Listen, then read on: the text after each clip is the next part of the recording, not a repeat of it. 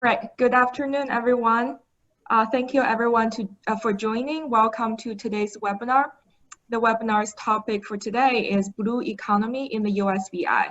My name is Yihan Wang, and I'm the Business Development Advisor for Sustainability at the University of the Virgin Islands Research and Tech Park.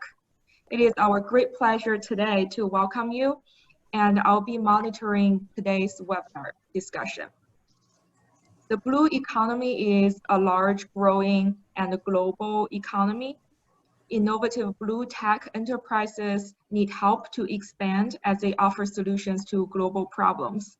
The goal of this webinar is to connect exciting blue tech enterprises to the resources they need to successfully expand and accelerate in the US Virgin Islands, and how to leverage the power of private sectors to advance blue economy in the USVI and beyond. So for today's agenda, we're going to have 3 presentations. First of all, we'll hear from Dr. Paul Jobsis, the Director of the Center for the Marine and Environmental Studies at the University of the Virgin Islands. He will give us an opening speech to set the stage for the dialogue. Then we'll welcome our Oriel Blake, the Executive Director of the Virgin Islands Professional Charter Association, to provide us an overview of the marine sector in the US Virgin Islands. Next, we'll have Rich DeFede, the CEO of Gold Coast Yachts, to provide us a blue economy overview and his work with the Governor's Office on building and advancing the blue economy in the Virgin Islands. Last, we'll have Dr. Paul Jobsis again to talk with us, talk about resources for blue tech enterprises to accelerate and grow in the USVI.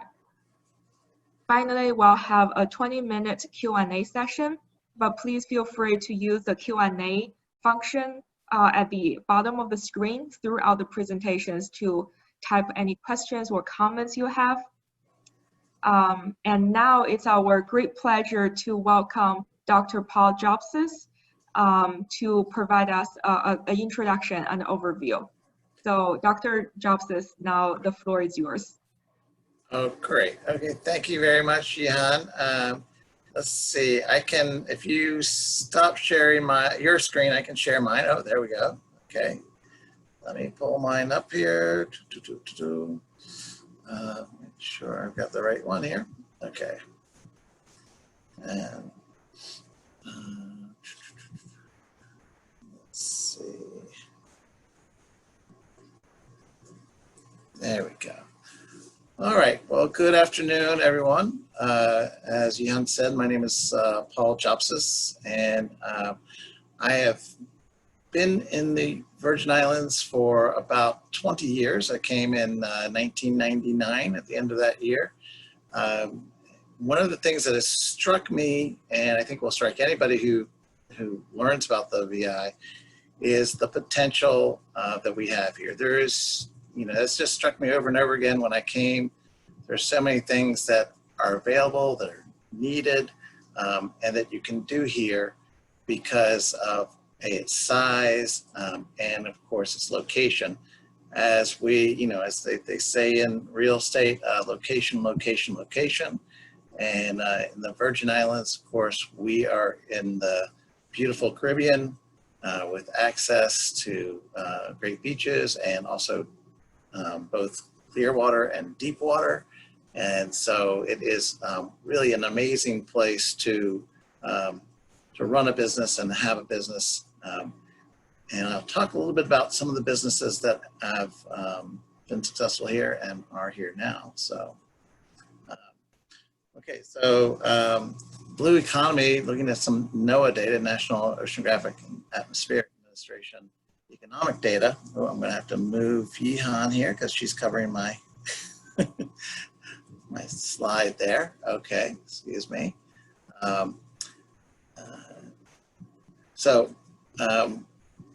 The amount of business and economy that they estimated was here in the Virgin Islands was close to $1.4 billion. At least 12% of the economy, total wages and about 20% of the employment. And that includes everything. Living resources is basically talking about fishing and things like that. Of course, marine construction and marine transportation, offshore mineral resources. Again, there are, one of the access points that we have here is deep water close to St. Croix. So even back in the 1970s and 80s, they were experimenting with ocean energy, using the deep cold water to be able to use that to generate power as the water warms, and so using cold energy or cold water there. That's great. The biggest overall, of course, is tourism and recreation, and that's sort of what we are known for. But there is many different ways you can do that. In the sort of marine construction, this is again from some 2016 data, was about $4 million worth of annual revenue. Marine transportation was more than $10 million. Ship and boat building, let's just talk to Richard He knows much more about that than I do. And of course, tourism and recreation, you can see that's $6.7 billion. So an order of magnitude of the others, the living resources, which is fishing and things like that, is about $11 million. So there's huge potential, but not just in tourism and recreation. Again, we have a lot of other things besides just that: access to deep water, access to clear water, and of course, the beautiful climate. I also want to mention that we have access to high-speed internet. So the university here has internet 2, which is as fast internet as you can get anywhere. So even though we're out in the middle of the Caribbean, we are not shut off from other modern things we can do. Let's talk a little bit about some of the locations. Here's St. John. This is Trunk Bay. And again, sort of location. St. John is about 70%, 75% national park. Okay, and that was gathered and donated to the national park. And so that is a lot of tourism available there. There's also some businesses both within the park, so running campgrounds and things like that. And of course, servicing the park and servicing the people on St. John, ferry services and things like that. Okay. St. Thomas is where I am, and the university is both, well, I should say university is both St. Thomas and St. Croix. This is the Charlotte and Raleigh Harbor, and we get close to 2 million visitors a year, most of those by cruise ships. So that's one of the cruise ship docks. There is 2 on St. Thomas and 1 on St. Croix. And so all those tourists and visitors, I guess, will give us a lot of opportunity to interact with those people. I do that more on a professional level as a science presenter, but again, there's available to most of this downtown area are stores and shops. Okay. And then St. Croix, this is a beautiful image I found of the north coast of St. Croix. St. Croix and St. Thomas both have about 50,000 people, but this is a little bit not a perfect image of St. Croix, because of course on the south coast we have large areas of flat land and great areas for agriculture, and of course the Havenza refinery is there, and of course the East End is available as well. But again, it's a beautiful location, and there are many opportunities here.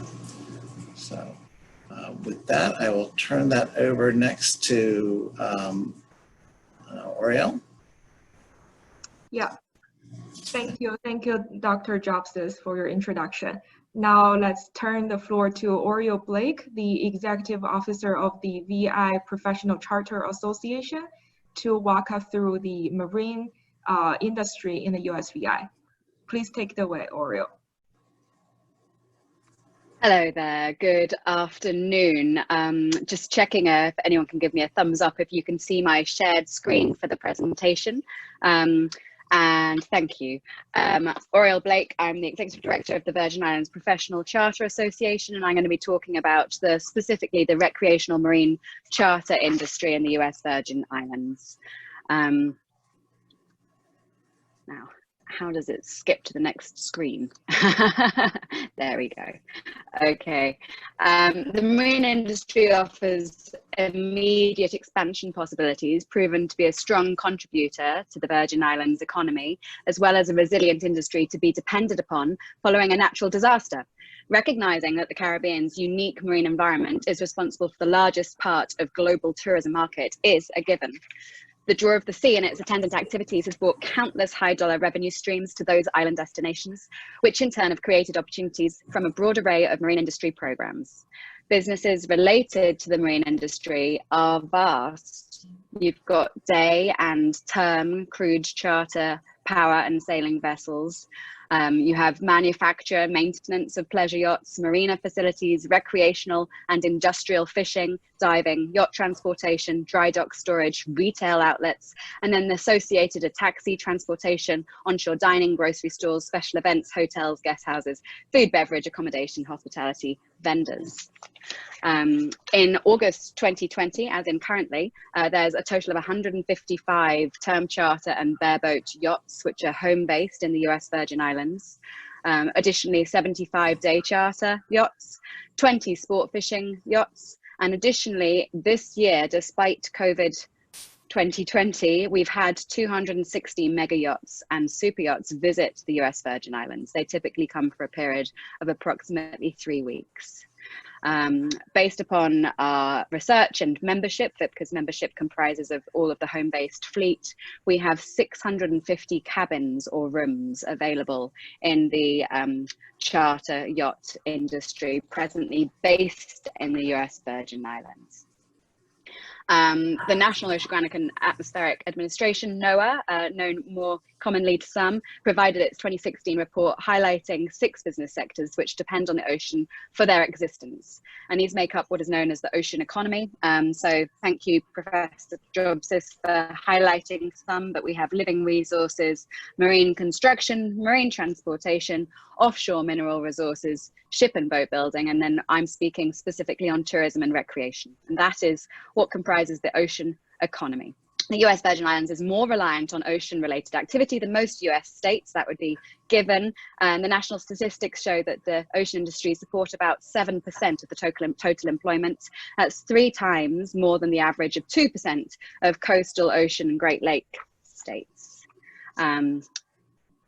We've got, however, a lack of some of the businesses captured in those statistics. They don't capture, for example, the self-employed workers, ocean activities which are not registered under traditional ocean sectors, and those partially ocean-dependent activities such as retail shops, chandleries, etc.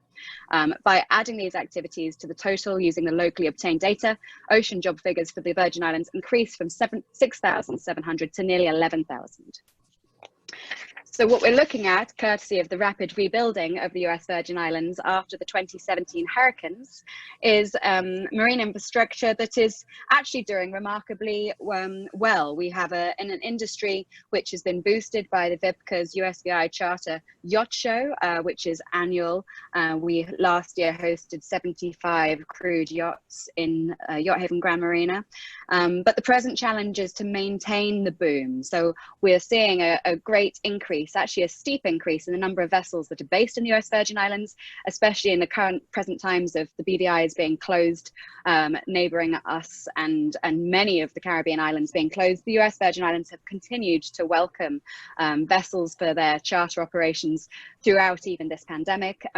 But we're lacking some specific infrastructure, which I'm to speak a bit more on as with Mr. DeFeeti. So our problem is that the US Virgin Islands are not competing with other Caribbean nations when it comes to marine services and haul-out facilities. As a result, the marine trade businesses are in steep decline.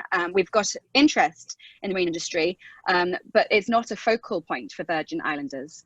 The solution is, of course, to build a state-of-the-art haul-out facility that plans for the future, protects existing marine charter businesses and the environment, creates immediate job opportunities, and redirects growth for the marine industry as a beacon of stability and direction.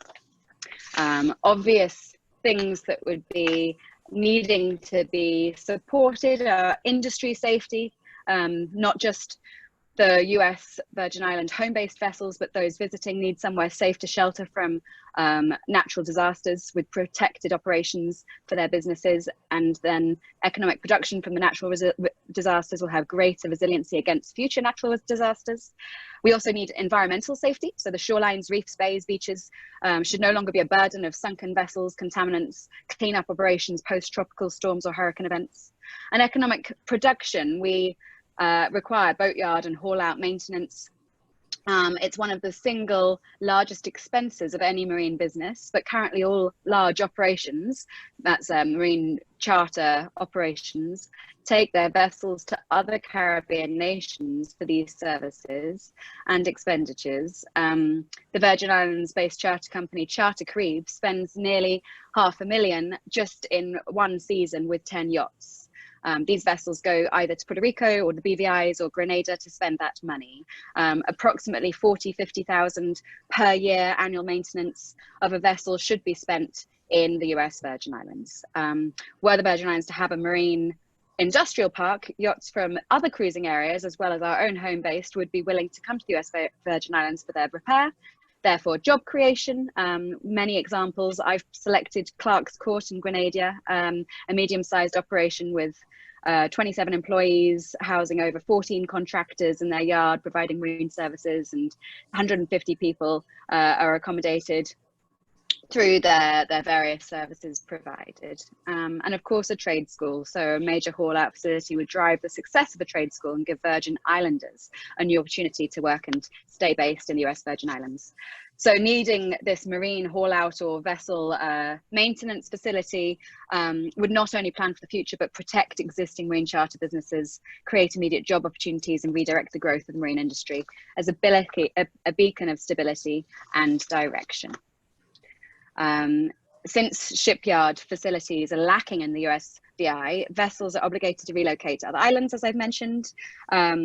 We simply could spend 15% of any vessel's hull value in the Virgin Islands if we were to have a facility where they could spend it on maintenance. If you were to do a basic calculation based upon our membership, that would be $6 million just in the first year as a direct return of investment. And that's just for the home-based term charter fleet.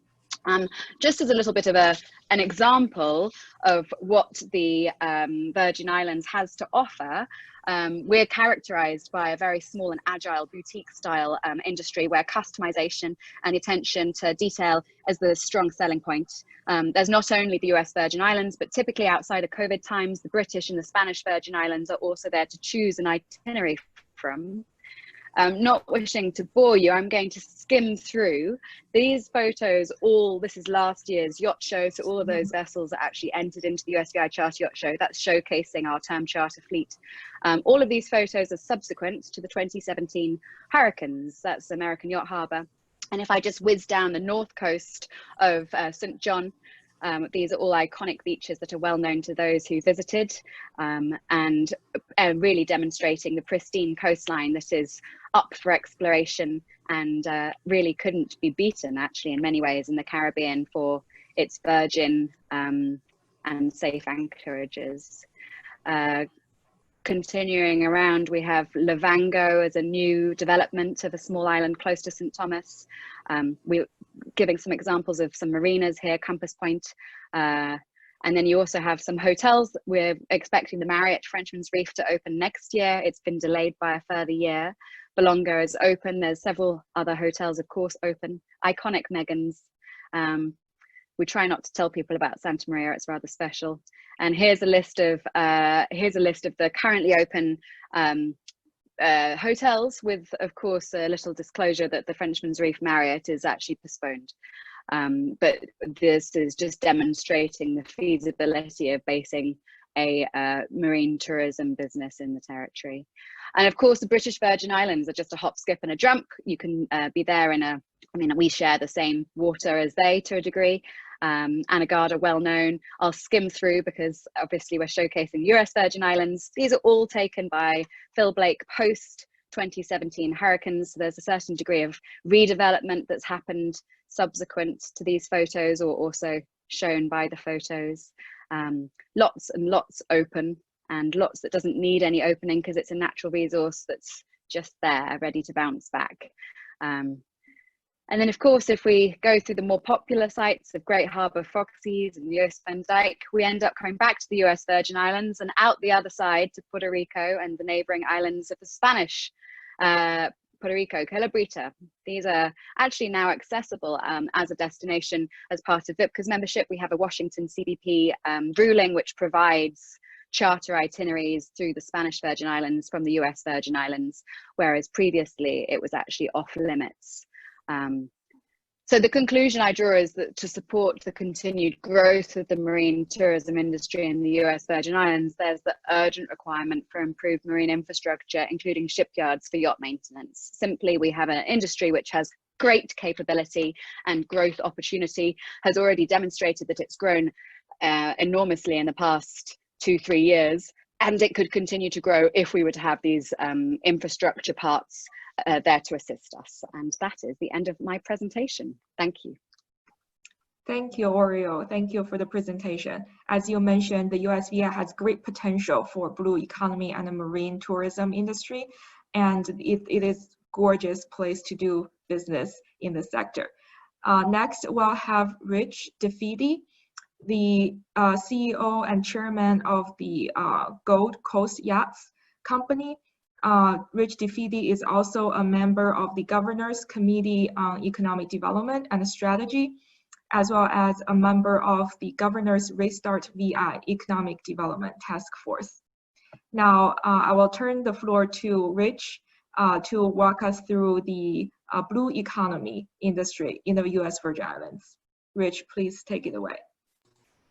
All right, thank you, Jan. Let me go ahead and bring my slideshow up.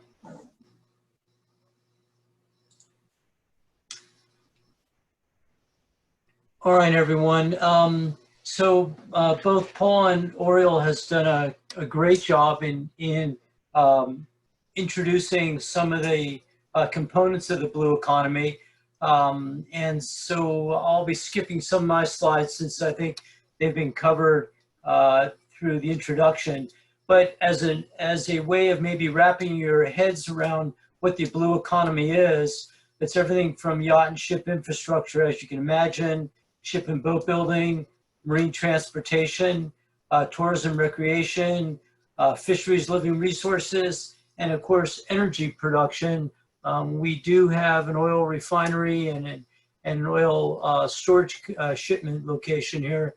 So we are participating even in that component.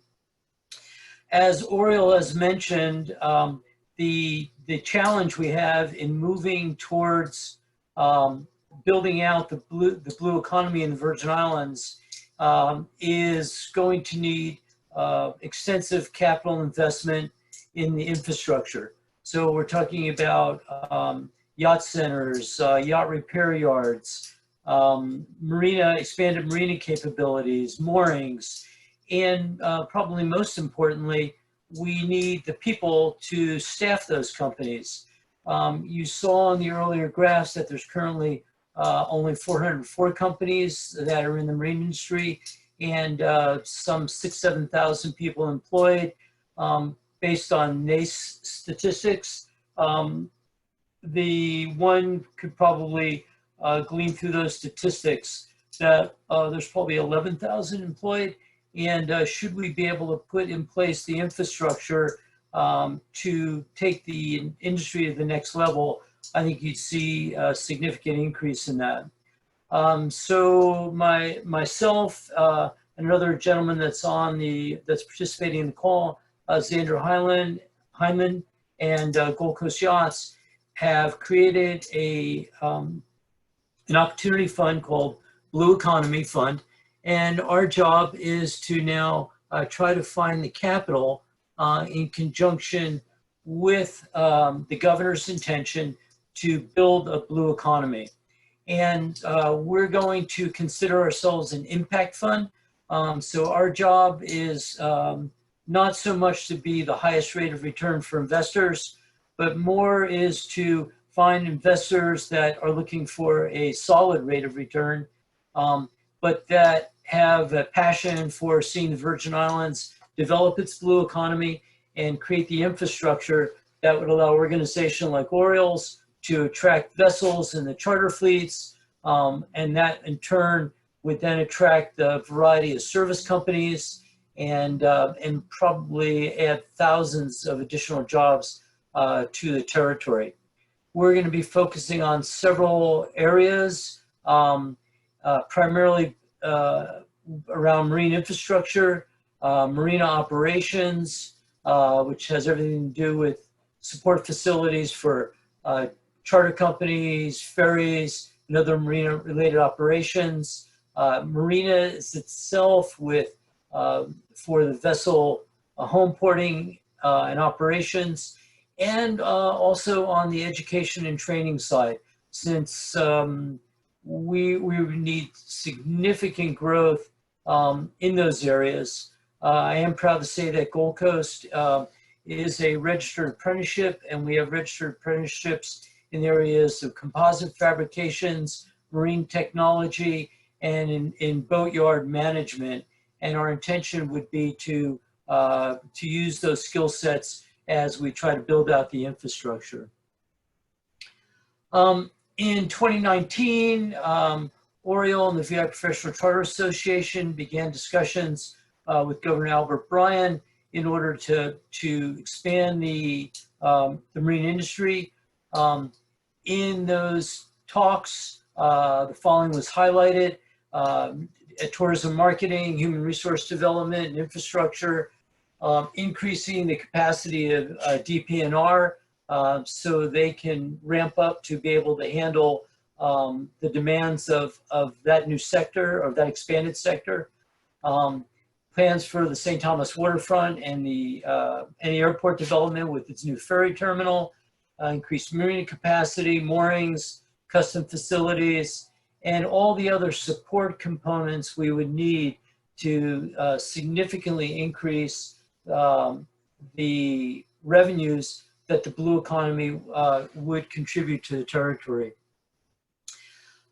We're looking at, in our company, primarily looking at building storage and repair facilities on both St. Croix and St. Thomas.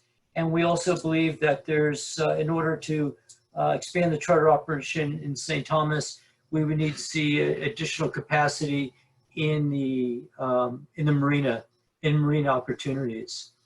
For those of you that don't know what an opportunity zone is or would like to investigate that more, opportunity zones are established by a government and traditionally characterized as economically distressed communities where new investments allow for preferential tax treatment of investors who have capital gains to offset. This was part of the 2017 tax law that was passed, and they cannot be passive investments. They have to be investments in equity that go into an area in forms of capital improvements. This isn't passive. This would be investments that would look for areas that have the potential to expand, that have a desire to expand, and that have an economic development plan that integrates that source of capital. The Virgin Islands, and through Governor Bryan, is one of those areas. And so I'm optimistic that we can begin to make some movement in the Virgin Islands.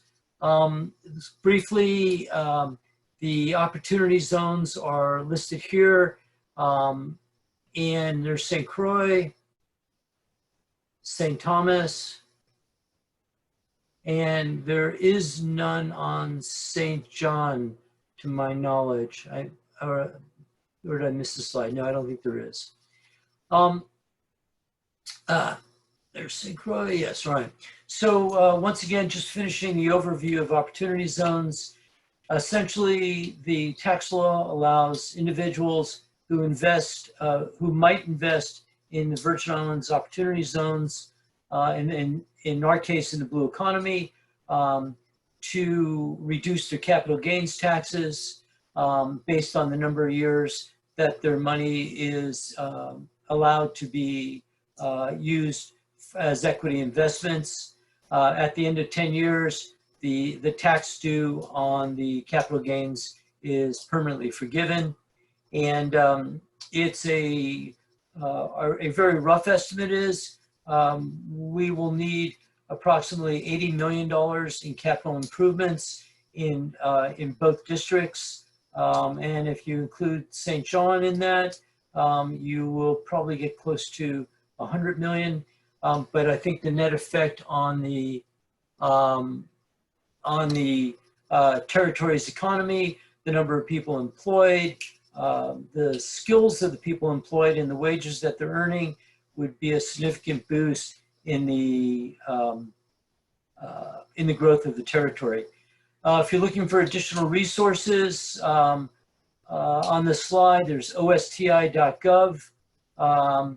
And then several slides have mentioned the NOAA PDF, which is called Econ USVI-PR. And our website is just coming up. It'll be called Blue Economy Funds. You should be able to see that soon. So, Jan, I think I will end there with a quote from John F. Kennedy. And of course, the Virgin Islands has been gifted with both Buck Island and over half of St. John for its spectacular national parks. And so, as Paul had mentioned, we're very blessed to have this as our operating conditions. And I'm hopeful that under Governor Bryan's leadership and under with the engagement of UVI and RTP Park, that we will begin to now expand the scope of our business activities in those areas while protecting this beautiful, pristine environment that we've been given. And I think that'll be it for me, Jan. Okay, great. Thank you so much, Rich. Thank you for your presentation. And to follow up on the resources Rich mentioned to help business expand in the USVI, the RT Park has a comprehensive tax incentives plan for companies to invest in the USVI. If you want to learn more about the tax incentives we provide, please tune in for tomorrow's webinar session on leveraging RT Park's financial resources. Now, with that said, I will turn the floor back to Dr. Paul Jobses. Paul Jobses is the professor of biology and marine science at the University of the Virgin Islands since 2006. He has received a PhD in marine science from University of California, San Diego, and a postdoc fellowship at Duke University. Now, Dr. Jobses, please take the floor. Great. Thank you, Jan. Let's see if I can do this more quickly this time. So I am the director of the Center for Marine Environmental Studies, and one of the things that we do is sort of apply science to some of the problems that we're having in the territory. This both helps inform decisions, management decisions, but it also gives some great opportunities to allow partnerships and development of technologies, new technologies, and things like that. So before we get off of this slide, which is one of my favorites, I just wanted to talk a little bit about the effects of the natural environment on the economy. So there have been some studies done at UVI showing that, the sort of social science studies, showing that visitors who come and do things like go snorkeling and see a healthy reef, they are more than twice as likely to say they will come back than tourists who come and do not see those things. So they're just going to the downtown areas and shopping, for example. So we have this beautiful environment, and we really need to take advantage of that by showing people. I have this picture of a hawksbill turtle. Another study that was not done at UVI basically showed that visitors who see a turtle, again, are more likely to return and more likely to tell their friends to come and visit. So this study basically estimated that each turtle a tourist sees is worth about $30,000 in economic development. So again, the natural environment has a way of sort of stimulating the tourism and the economy. Let me tell you a little bit about the Center for Marine Environmental Studies. We've been established for more than 20 years now. We do mostly research from either federal or territorial funds. We also do education, of course. We have an undergraduate degree in marine biology and a graduate degree in marine and environmental science.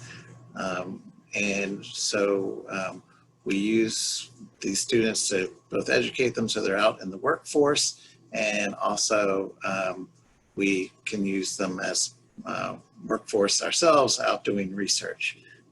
We just recently, in July, we received our largest grant from the National Science Foundation. This is from the VI EPSCoR, or EPSCoR, which is an established program to stimulate competitive research.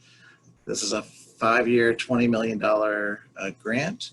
And while that is our largest, it's by no means our only grant. We typically have around 50 to 60 grants going at any one time within the Center for Marine Environmental Studies, and an annual budget of about $4.5 million.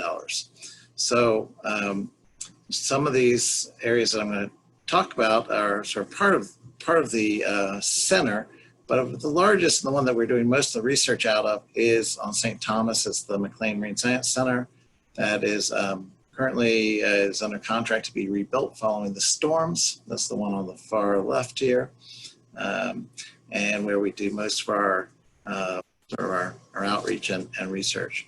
We have strong teams in studying reef ecology, coral reef disease, coral outplanting, and nursery work.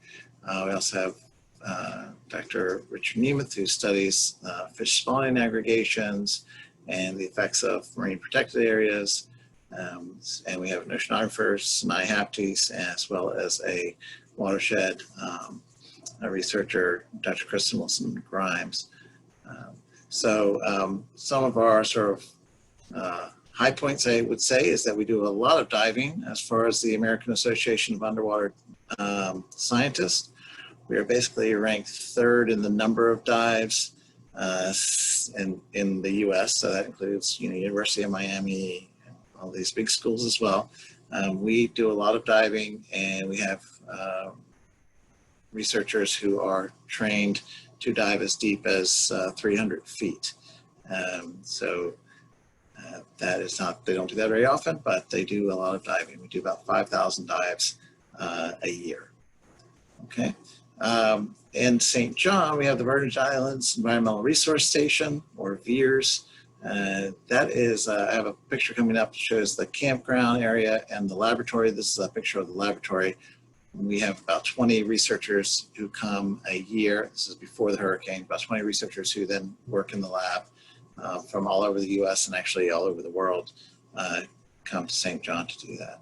We have a building here which is going to be rebuilt, which is going to house the Environmental Analysis Lab and also our Institute for Computational and Analysis and Statistics. That's a mouthful, but again, it basically, what they do is create maps and modeling products, things like that, for users of any type. So if you want a cool thing that shows what you expect the water temperature to be, or what the rainfall is, they can do that. The environmental analysis lab does mostly water quality testing and things like that. So, okay. A little bit of history. I'm not going to spend too much time on this. Again, VIERS is actually the oldest of all of those. Again, this one's St. John, and that was started as part of the Tektite project, which was housing aquanauts underwater for periods of up to 3 and I think almost 4 weeks they spent underwater. In the 1970s, that was transferred over to the university, and so we manage that campground and the lab now. Okay, we have, as I said, grants from USGS, NOAA, EPA, National Science Foundation, and several others. We published about, I would say about 20 to 25 papers a year, which is pretty good for some place our size. Okay. Again, I talked a little bit about the marine science area already, and this is actually pretty much what it looked like before the storms. We're now, again, under contract to rebuild that. Okay. But we can do these mesocosm work, including a lot of coral transplanting and coral nursery work here at the lab. We've actually been able to maintain that even though the building is currently damaged. Okay, continue on. This is St. John. This is on the southeast side of St. John, and it's our environmental resource station. There's a campground here, and you can see this is all protected by the national park, and so it's a beautiful, pristine area. We typically had about 1,000 people staying at the campsite per year, and about 20 of those were researchers who were working out of the VIERS lab. Some long-term research projects have been going on there, which is really quite amazing. Pete Edmonds has a 30-year record, for example, of coral health and coral reproduction there from VIERS. I did mention Tektite, so let me bring that back down here. Tektite site was here. Again, these were underwater laboratories in which this was NASA and also GE and the Navy partnered together to test what the effects were of basically living underwater. Okay. All right, so we'll go here to Geocast and EAL. I think I mentioned those already. This building also was damaged in the hurricanes and is going to be rebuilt. So the Geocast portion, which is the mapping and modeling unit that we have, is currently offline. The environmental analysis lab is still online, doing water sampling, water testing for nutrients, heavy metals, bacteria levels, drinking water. We're trying to get our EPA drinking water certification. Okay, so let me sort of skip ahead. This is actually, perhaps one day we will have this Marine Research and Educational Center on St. Croix. That's still inspirational at this point. But we basically have these areas throughout the 3 islands. Okay, and they're all supported by this VIEP score grant, and that we're basically doing research at all of these locations. This current EPSCoR grant, again, that was the $20 million 5-year award, is to look at the effects of land use and on the water, and also sort of transport of nutrients and things like that to the reefs. We're looking to partner with people who are interested in agricultural science, marine science, and also people who are interested and have the ability to do sort of data analysis and data logging with new devices, both aquatic and terrestrial. Okay. Let me see, I don't want to take up too much time, but we're doing a lot of work on marine diseases. This is actually about white plague disease. There's a current disease called stony coral tissue loss disease, which is quite devastating to some of the reefs. Dr. Marilyn Brandt has gotten quite a bit of press on her efforts to research this this disease and try to stem it. one of the things we're doing is we're actually taking colonies of coral and trying to check their genetics and make sure that we have a diverse set of these different corals, so that once this disease sort of passes through, we can replant many of them, at least get that started. We do some fish tracking and turtle tracking, which again, this is a technology transfer that we are working on currently. So this is a system that we were using was BEMCO, but we are applying for an SBIR to look at a new technique for tracking these animals using hydrophones and basically a positioning system on them. So that will be interesting when we can get that small business innovation research grant. Okay, we do have partnerships with, as I said, with NOAA as well. One of these is with NOAA's IUS group, which is a integrated ocean observing systems, and so we put out data buoys. We have one south of St. John. We had one north of St. Thomas, which is scheduled to be replaced. You know, there's also a buoy that will be going in for St. Croix, and we can do a lot of modeling and basically real-time measurement of the wind, waves, water temperature, things like that. But then they can also do some modeling, see if I can get to that, and create products for example, I know in Puerto Rico, they did a product which basically looked at changes in water temperature and current, and basically gave fishermen sort of a heads up that this is some time that when the wind was going one way and the current was going another, that they like to do their fishing. They could actually model when that was going to happen. Okay, so we are looking for things like coral larval movement, fish larval movement, and things like that. But of course, these are very helpful in the marine chartering industry to know what the conditions are and what they're going to be like. Okay, I'm going to stop there and let me stop sharing my screen. So there are opportunities to work with the university in any of these sort of centers to try to, so both sort of on the education side, but also on the research, and try to do this sort of technology transfer. The underwater tracking system that we're working on is we're partnering with a group out of Pennsylvania to help develop that. And that came out of some research that we did a few years ago. Thank you. Thank you, Dr. Jobses, for the presentation on the amazing work the university is doing in the marine science industry.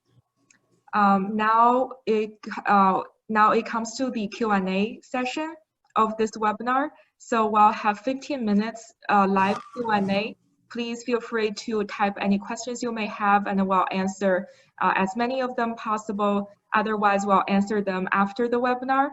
And I just want to also mention that all these slides and the recording of the webinar will be made available through email in the next few days to all our attendees.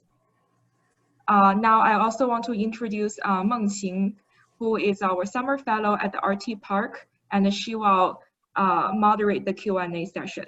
Mengqing, please. Okay, thank you, Yihan. Yeah, I did receive some questions. I think the first question for Dr. Jobses. So one participant would like to clarify the revenue generated from tourism and recreation in the USVI. So on the annual revenue slide you showed, Bureau of Labor Statistics has reported 6.7 billion in tourism and recreation revenue. Was that 6.7 million instead? I believe that I went down a line on that, and that was the total Virgin Islands economy. Okay. And so the tourism economy was less than that, but again, they're estimating about 60%. So. Okay. So thank you for catching that. Okay, thank you so much for clarifying the question and the number. Yeah, I think a second question for all panelists. So compared with other coastal regions such as California, Florida, and the Caribbean countries, what are the advantages of USVI regarding marine technology investment? Well, was that question directed at me? I may have missed that. Yeah, it's open to all panelists. Okay. Yeah. Well, I would say that there's, and I will hand this off as well to maybe Rich, but there's the marine technology. One of the sort of selling points that we have here, for example, we are a site for a lot of these graphic gliders, which are which we release from, or basically they take oceanographic measurements and go up and down in the water column. During that, one of the reasons why people like to come here to work is because of you can do this all year round. So, if you're at Woods Hole, for example, you're not really going to go out and do this in January or February. And the other thing is the clear water that we have, it allows you to basically image or also just literally watch what's going on with your equipment and your technology while you're doing this. So it's a great place to sort of test things out without getting into sort of extreme conditions of either strong currents or poor visibility, where you would not be able to check on it daily, for example. Okay. And may I add to that? So I think especially in the yachting industry, we're ideally suited. Vessels were centrally located for vessels that can go south, north to the United States, across the Atlantic to Europe, to Panama. And so for my business, which is yacht building, it's fantastic to be located in this region, since we're not, as Paul mentioned, controlled by the weather each month. And going back to where Oriole had us, she is recognizing and communicating that because of our lack of infrastructure, we've reduced the time frame that the economic activities can take place for the largest sector of the tourism industry related to the blue economy. And so by if we can build out the infrastructure, the vessels would not have to leave because of pending hurricane season. And so potentially those 15 weeks for the charter yachts might be able to expand to 30 weeks or 40 weeks because they wouldn't be forced to spend 2 or 3 or 4 months in a different location. So the quality of the water doesn't change. The sailing is every bit as good in July and August as it is in December and January and February. And we're hoping that if you build it, they will come. Okay, awesome. Thank you so much for sharing. Let's move to another question. I think this question specifically for Dr. Jobises. So the company mentioned that they are planning to install an underwater web camera at the shallow wreck at Butler Bay, St. Croix. This would enable anyone to see in real time the sea life on the west end of St. Croix. Would this also be useful to University of Virgin Islands for coral reef studies and fish abundance assessments? Yes, it would. And so we've worked with Trevor Menlo as well, who works for that group. He's develops these underwater cameras. Mm-hmm. We have one on St. Thomas as well, which we will be putting out in Brewers Bay. One of the reasons that we're putting it out there is to look at a site that we know there is some coral disease occurring. And so we can sort of track that easily without having to go and send divers every day. The stony coral tissue loss disease is very rapidly acting. So it's a way that could be done. For doing fish assessments, it's not as good for that because mainly because the way that people have been doing it for the past 40 or 50 years is with scuba tanks. And so it's very hard for us to compare different technologies in the fish abundance. You can do it within the technology. So if you're using the reef cam and you're seeing the seasonal changes, that would be very interesting. And I can imagine, researchers being interested in, or certainly looking at the behaviors of the fish or even behaviors of the turtles would be very interesting. But it's difficult to compare that data to what was done 20 years ago, because that was all done on open circuit scuba, which has an effect on counting fish, and that scares a lot of them away. But I would be very happy to partner with you on that, and I imagine that you're going to host that and have that live on the web, and which is what we're planning on doing as well. So it'd be great to sort of partner with that, and people could look at St. Croix and St. Thomas and look at differences. Sorry, awesome. Thank you so much for sharing your insights. I think next question is for Oriol. The question is, are there St. Croix-based charter-related businesses and enterprises to be included in your detailed presentation on revenue generation throughout the entire Virgin Islands? The answer is that it's a shifting sand towards St. Croix. In recent years, the bulk of the marine charter industry has been located in St. Thomas, with a few operations out of St. John, but them being very much of a muchness with very little water between them. It takes maybe under 20 minutes to get between St. Thomas and St. John. Whereas with 40 miles to St. Croix, it's ever so slightly independently treated. There are charter operators that are based out of St. Croix, whose itinerary can be limited to a St. Croix only itinerary, particularly fishing charters or day charters. For a term charter, which is what we call a week of 6-7 nights, all-inclusive crude charter or bareboat, actually since the COVID pandemic, we've demonstrated a USVI only itinerary, which would include St. Thomas, St. John and St. Croix, is not only feasible, but based upon yachts visiting and including St. Croix in their itinerary, it's actually exceptional. Frederiksted, Christiansted are superb places to visit from a shoreside perspective, and the national park provides exquisite underwater as well as natural beauty on the shore and coastal lines as well. St. Croix doesn't have necessarily a coast which is capable of doing a 7-night charter itinerary only in St. Croix, but if you do include it in an itinerary that is based out of St. Thomas or St. John, then it really lends to excluding the BVIs or the Spanish Virgins entirely.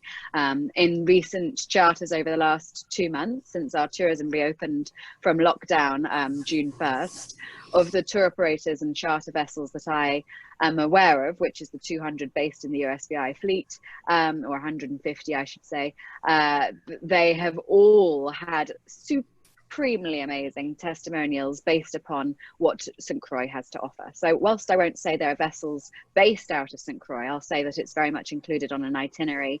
Subsequent to COVID, it's been really highlighted as a gem. Okay, awesome. Thank you, Oriol, for answering that questions. I think the next question is open for everyone, but Rich may have some knowledge and like to answer this question. The question is anyone expecting smooth sailing through the environmental impact statement for new marine facilities? Do you know what is a time frame for that? That's a great question, and yes, I do have direct experience. We just received our earth change and our building permits, our Army Corps of Engineer permits for building our new yacht manufacturing facility. And I think traditionally in the past, it has been a very time-consuming and arduous process. But I think there's a recognition now that of the role of the blue economy, and I'm hopeful that we'll see an alignment of the governor's economic development initiatives and the support agencies, for example, DPRCM, to go ahead and streamline that, as well as the alignment of the Economic Development Authority, since to build a yacht repair facility is not inexpensive. It's a $10 million plus venture. And so I think you'll probably see in the next year the development or the creation of the Marine Development Act, which will facilitate attracting companies to the territory and then hopefully we can streamline the process. So we just completed ours. As I said, it was not painless, but we did get through it. And so we are now shovel ready, and following the completion of, as we get through COVID here, we hope to go ahead and start construction. Okay. If I could add just as well, because we did some construction with our dock, our facility on St. John, and the dock facility, for example, started more than 10 years ago, and it was very difficult. Then about 5 years ago, there were some changes in the Corps of Engineering and within the local DPNR, and things got tremendously better, and it was actually not that difficult once those changes had made. So I think they saw there was a problem. I'm sure there's still stories out there about how difficult it is, but I know it's gotten a lot better in the past 5 or so years. So. Okay, awesome. Thanks for sharing your experience and insights. In Dr. Jobises, I think another question is still for you as well. So you mentioned in your presentation, you did some research in St. Thomas, St. John. Do you have any plans for expanding research for St. Croix regarding marine life? Yes, and actually we do research on St. Croix. So that was just sort of my mistake. Most of our personnel are centered here in St. Thomas. But for example, we do territorial coral reef surveys and research on St. Croix associated with that. There's also a NOAA funded national coral reef survey that's done twice a year. That's also on St. Croix as well as St. Thomas. And so there is that. We are expanding some of our research out to St. Croix. This new EPSCoR proposal that I talked about briefly is looking at sort of terrestrial causes and solutions for some of the runoff that may be affecting marine resources. A lot of that research is going to be based on St. Croix, looking at some of the agricultural practices, land use practices, and things like that. And so we are sort of expanding to St. Croix, maybe I should say, but we will be doing more of that in the next 5 years for sure. Glad to hear you have like a timeline for that. Yeah. Also, do you have any idea about is there a report available on the status of a marine biosphere system in St. John impacting blue economy development, and specifically the NPS managed lands referenced in your presentation? I'm not aware of a specific report. There's the assessment of the coral reefs that comes out annually. That does include all 3 islands and as marine resources. That is published through NOAA, and then also it's I know that we give to the local DPNR for them to look at that. USGS also has long-term surveys of corals in the area. But as far as like fisheries and things like that, that is again through DPNR. Traditionally, that's been much better done on St. Croix than on St. Thomas and St. John. And so there's some good data from sort of fishery counts and what's available there on St. Croix. And St. Thomas and St. John, they're sort of, the data has some gaps in it, let's say. So I'm not sure if that answered the question, but that's what I have. And maybe if it didn't, you could retake the question. Okay, awesome. Thank you so much. Yeah, I think another question is for everyone.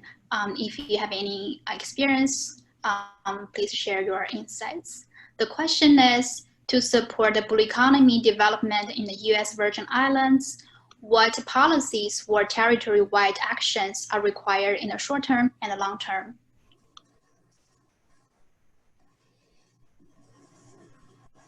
Yeah, okay, Rach, please. Well, as we've mentioned a couple of them, but I'll maybe refocus on them. One, since if we're talking about infrastructure, we need to revisit the some of the opportunities through the Economic Development Authority. If we're talking about fleet development, again, we'll need to look at some of the opportunities through the Economic Development Authority. But probably the two most important ones are, one, that the blue economy be understood for the critical role it has played and can play in our future. And aligned with that is how we're going to create the pathways for our community to engage with the blue economy. So that way Virgin Islanders will not only see and recognize the value, but have pathways for everything from coral studies to professional mariners to boat repair technicians to be able to engage in that blue economy versus having to import a workforce from the rest of the world to go ahead and do that. So that's our opportunity, and it's not difficult to do. It's simply a matter of integrating it into our economic development plans and then taking the concrete steps one by one to make them happen. Okay, awesome. Aurel, do you have any insights about that question? I think you're on mute. I think Rich has answered eloquently. Okay, awesome. Yeah, I think that's all questions I got. Ihan, I will give the floor to you. Thank you so much, Rich, Dr. Jobises, and Aurel. Thanks for answering the question and sharing your experience and insight. Thank you very much. Thank you, Mengqing. Please, I just want to remind everyone that please send your questions to our panelists even after the webinar. We'll collect all the questions and we'll address them shortly after the webinar as well. And you will also have the opportunity to sign up for the one-on-one session with panelists individually on Friday, August 14th in the afternoon. Please look out for an email to sign up for a specific time slot. As I mentioned earlier, the slides and the recording of the webinar will be made available in the next few days and by email to all of our attendees. Now, I want to thank our panelists for taking your time to participate in this webinar. Your presentations have given us a really great and comprehensive overview and expertise about the marine industry in the USVI. And I also want to thank our attendees for joining. Please stay tuned for our last webinar out of our 4-day sustainability webinar series. The topic for tomorrow's webinar is leveraging RT Parks resources for success, and it's from 1 o'clock to 2:15 p.m. This is going to be our last webinar session for the webinar series, and we'll talk about how do you leverage all the resources we provide and the partnership opportunities we have to maximize your investments in sustainability sectors in the U.S. Virgin Islands. Thank you again for joining and have a great rest of your day. I look forward to seeing everyone tomorrow. Thank you all. Bye-bye. Yeah. All right. Bye. Bye. Thank you.